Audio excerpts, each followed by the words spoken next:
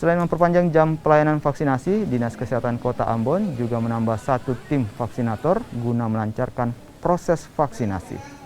Menurut Dinas Kesehatan Kota Ambon, adanya peningkatan warga untuk melakukan vaksinasi booster di bulan Ramadan ini dipengaruhi oleh aturan pemerintah yang mewajibkan vaksin booster sebagai syarat untuk melakukan perjalanan mudik. Berdasarkan data pemerintah Kota Ambon, capaian vaksinasi booster di Kota Ambon baru mencapai 8%. Malam ini katong selama bulan puasa katong akan laksanakan selama mungkin sekitar 2 mingguan ini katong akan laksanakan. Dari pagi itu tetap dari jam 9 sampai jam 2, kemudian malam jam 7 sampai jam 9 untuk pendaftaran.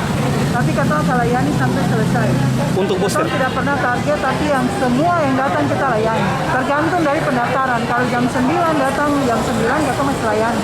Lewat dari jam 9 ditunda ke besoknya, tapi selama sudah terdaftar kita akan layani sampai selesai.